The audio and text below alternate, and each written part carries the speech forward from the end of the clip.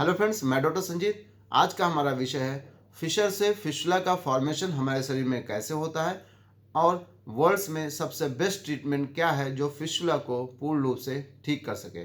Dear friends, जैसा कि हम सभी लोग जानते हैं कि फिस्टुला के हमारे शरीर में बनने के बहुत सारे कारण और हो सकते हैं, जैसे ट्यूबरकुलर इन्फेक्शन, एनल ग्लैंड्स का इन्फेक्शन।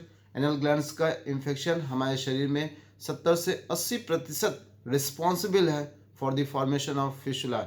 ट्रॉमा भी हो सकता है और एक बीमारी होती है जिसे हम क्रोन्स डिजीज़ बोलते हैं, उसकी वजह से भी फिस्टुला हमारी बॉडी में बन सकता है। चूँकि आज का हमारा विषय है फिशर। फिशर क्या होता है? हमारा जो एनल कैनाल होता है उसमें एक लॉन्गिट्यूडनल कट लग जाता है, यानी टीयर हो जाती है एनल कैनाल, जिसकी वजह से उसमें हल्का सा पेन बना रहता है, इचिंग हो सकती है, थोड़ी बहुत ब्लीडिंग हो सकती है और पेशेंट को जब मल त्याग के लिए जाएगा उसके बाद 1-2 घंटे तक लगातार पेन रह सकता है। तो इसको हम फिशर कहते हैं और इसके ये सिम्टम्स होते हैं। जैसा कि हम एक पिक्चर देख रहे हैं, ये हमारी एनल कैनाल है। एनल कैनाल के ऊपर जो होता है रेक्टम होता है। एनल कैनाल में एनल कैनाल के आसपास आप दो स्ट्रक्चर देख रहे हैं जिसे हम इंटरनल स्फिंक्टर और एक्सटर्नल स्फिंक्टर बोलते हैं। ये एक्सटर्नल स्फिंक्टर है, ये इंटरनल स्फिंक्टर है। इंटरनल स्फिंक्टर जो होता है वो एनल कैनाल के लगभग 3/4 पार्ट को कवर करता है। यहाँ जो व्हाइट लाइन आप देख रहे हैं, व्हाइट लाइन तक इसकी लोअर मार्जिन होती है और जो एक्सटर्नल स्फिंक्टर होता है ये पूरी एनल कैनाल को कवर करके रखता है। यहाँ पे बीचों बीच एक स्ट्रक्चर आप देख रहे हैं, इसे हम एनल कॉलम्स बोलते हैं। ये एनल वॉल्व है और ये जो लाइन यहाँ पे डिमार्केशन होता है उसे हम डेंटेट लाइन या पेक्टिनेट लाइन बोलते हैं। अब फिशर क्या होता है? जैसा कि मैंने पहले भी डिस्कस किया कि हमारी जो एनल कैनाल होती है उसके लोअर एंड में एक लॉन्गिट्यूडनल कट लग जाता है। जैसे यहाँ पे आप देख रहे हैं, यहाँ पे एक कट लग गया जिसकी वजह से यहाँ पे एक्यूट कंडीशन में क्या होता है कि यहाँ पे थोड़ा बहुत ब्लीडिंग होती है, पेन होता है, इचिंग हो सकती है और बर्निंग हो सकती है।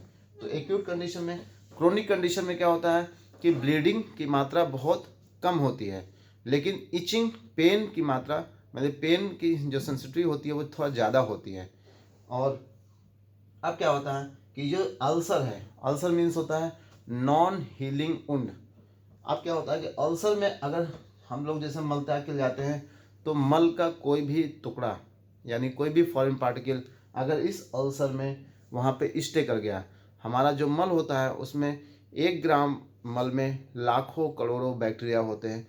जो माइक्रोफ्लोरा होते हैं उसमें कुछ ऐसे भी फ्लोरा होते हैं जो हमारे लिए पैथोजेनिक होते हैं, यानी हमारी बॉडी में हार्मफुल इफेक्ट क्रिएट कर सकते हैं। तो जैसे ही यहाँ पे बैक्टीरिया की ग्रोथ शुरू हो जाती है, वहाँ पे पस का फॉर्मेशन शुरू हो जाता है।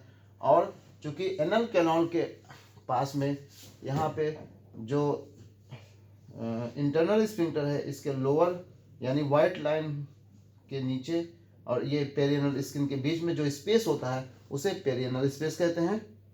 और यहाँ इंटरनल स्फिंक्टर और एनल कैनाल के बीच में व्हाइट लाइन के ऊपर जो स्पेस होता है उसे सब म्यूकोजा स्पेस कहते हैं। इन दोनों स्पेस को मैं इसलिए डिस्क्राइब कर रहा हूँ क्योंकि जो यहाँ पे फिशर की वजह से यहाँ पे जो ऊन बनेगा, जो यहाँ पे बैक्टीरिया की ग्रोथ होगी, जो यहाँ पे पस का कलेक्शन होगा, वो या तो पेरियनल स्पेस में आके कलेक्ट हो जाएगा या तो सब म्यूकोजल स्पेस में आके कलेक्ट हो जाएगा।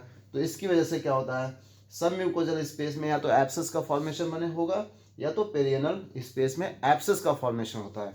यानी यहाँ से जो पस था, अब वो पस यहाँ पे पेरियनल स्पेस में आके कलेक्ट हो गया।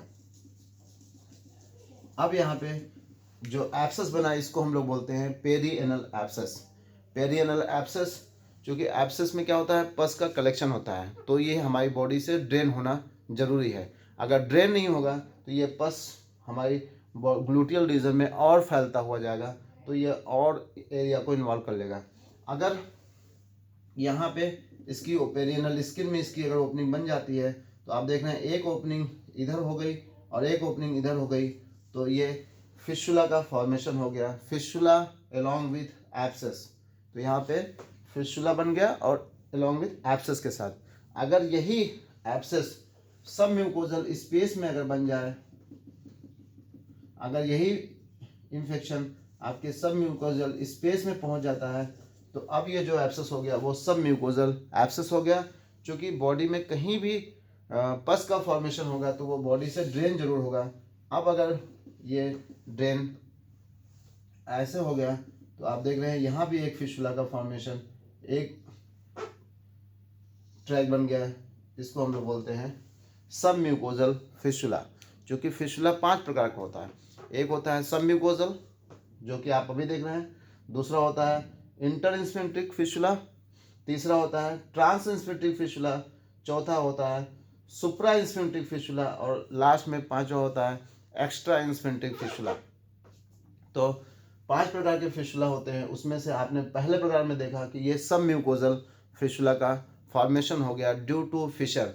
फिशर चूँकि नॉन हीलिंग अल्सर होता है, इसमें इसके बेड पे अगर बैक्टीरिया की ग्रोथ हो गई तो यहाँ पे पस का फॉर्मेशन होने लगता है। और ये चूँकि पेरियनल स्पेस में अगर ये इन्फेक्शन फैल गया तो ये पेरियनल एब्सेस के साथ फिशुला बनेगा। अगर सब म्यूकोजल स्पेस में ये फैल गया तो सब म्यूकोजल स्पेस में एब्सेस के साथ फिशुला का फॉर्मेशन होता है। तो आपने देखा कि फिशुला का फॉर्मेशन ड्यू टू फिशर। अगर मान लेते हैं कि ये फिशुला का ट्रैक नहीं बनता है, अब अगर हम देखते हैं अगर ये फिशुला नहीं बना तो इसका अदर कॉम्प्लिकेशन क्या हो सकता है हमारी बॉडी में। जैसे ये पेरिनल स्पेस में यहाँ पे ये एब्सेस बनता गया, क्योंकि जितना ज़्यादा हमारी बॉडी में पस का फॉर्मेशन होगा उतना तेज़ी से वो बॉडी में फैलता है, क्योंकि ग्लूटियल रीजन में कई सारे स्पेसेस होते हैं। तो अभी आपने 2 स्पेस देखा था, पेरियनल स्पेस, सब म्यूकोजल स्पेस। दोनों स्फिंक्टर के बीच में इंटर इंस्फिंक्ट्रिक स्पेस होता है, और इसके जो एक्सटर्नल स्फिंक्टर के बाहर भी स्पेस होता है। इश्यो एनल फोसा में और इश्यो रेक्टल फोसा में भी स्पेस होता है। और ये लिवेटर एनाई मसल के ऊपर भी स्पेस होता है, जिसे हम लोग सुप्रा लिवेटर स्पेस बोलते हैं। तो इन स्पेस में अगर ये इन्फेक्शन फैलता है तो वहाँ पे एब्सेस बनेगा, और एब्सेस बाद में फिशुला में कन्वर्ट हो जाता है। तो डियर फ्रेंड, जैसा कि अभी हम लोग डिस्कस कर रहे थे, अगर पेरियनल स्पेस का एब्सेस ये और बढ़ जाता है तो ये इंटर इंस्फिंक्ट्रिक स्पेस में पहुंच जाएगा। तो अगर इंटर इंस्फिंक्ट्रिक स्पेस में ये पस का फॉर्मेशन हो जाएगा तो ये इंटर इंस्फिंक्ट्रिक एब्सेस हो जाएगा, और तब अगर ये ड्रेन होता है तो ये जो फिशुला का फॉर्मेशन होगा, अगर अब इसके बाद ये ड्रेन होता है तो एक ट्रैक इधर बन गया और एक ट्रैक आपका इधर बन जाएगा। तो ये होता है इंटर इंस्फिंक्ट्रिक फिशुला, जिसे हम ग्रेड 1 फिशुला भी कहते हैं। तो डियर फ्रेंड्स, आपने देखा कि फिशर से फिशुला का फॉर्मेशन हमारी बॉडी में कैसे होता है। अब आते हैं डिस्कस करते हैं ट्रीटमेंट पे। ट्रीटमेंट, चूँकि अगर आप बॉडी में एब्सेस है तो उसे ड्रेन करना ही पड़ेगा। बिना ड्रेन किए हुए हम इस एब्सेस को ठीक नहीं कर सकते। अगर मान लेते हैं एब्सेस के बाद फिशुला बन गया तो भी फिशुला की कोई भी ऐसी औषधि नहीं आती जो हमारी बॉडी में इसको पूर्ण रूप से ठीक कर दे। यानी कोई भी खाने वाली ऐसी औषधि नहीं है जो फिशुला को पूर्ण रूप से ठीक कर दे। डियर फ्रेंड्स, फिशुला क्या होता है? फिशुला क्या होता है? 2 इपिथेलियल सरफेस के बीच में एक एबनॉर्मल ट्रैक, यानी एक इपिथेलियल सरफेस यहाँ पे है, एक इपिथेलियल सरफेस यहाँ पे है, तो इसके बीच में जो एक ट्रैक बनता है उसे हम लोग फिशुला कहते हैं। फिशुला क्या होता है? जो फिशुला की इनर लाइनिंग होती है उसमें अनहेल्दी ग्रेनुलेशन टिश्यू होते हैं। अनहेल्दी ग्रेनुलेशन टिश्यू मतलब होता है कि ऐसे टिश्यूज जो कि हेल्दी नहीं है, वहाँ पे डेड टिश्यूज हैं उसके बेड पे, जिसकी वजह से वो हील नहीं हो पाते हैं। तो ट्रीटमेंट में फिशुला का अगर ट्रीटमेंट की बात करें तो क्षारसूत्र जो होता है इस दुनिया का सबसे बेस्ट ट्रीटमेंट होता है, क्योंकि क्षारसूत्र थेरेपी में क्या होता है कि ये जो स्फिंक्टर्स होते हैं इनको कभी कोई नुकसान नहीं पहुंचता है। इंटरनल स्फिंक्टर हमारी बॉडी में लगभग 85% एनल टोन को मेंटेन करती है और एक्सटर्नल 15%। लेकिन अगर एक्सटर्नल स्फिंक्टर हमारी बॉडी में डैमेज हो जाए तो हमारी बॉडी में इनकॉन्टिनेंस ऑफ फीकल मटेरियल, यानी मल को होल्ड करने की हमारी बॉडी की क्षमता खत्म हो जाती है। तो क्षारसूत्र विधि द्वारा जो ये एक्सटर्नल स्फिंक्टर हैं, इंटरनल स्फिंक्टर, इनको कोई नुकसान नहीं पहुंचता। तो इनकॉन्टिनेंस ऑफ फीकल मटेरियल हमारी बॉडी में नहीं होता है।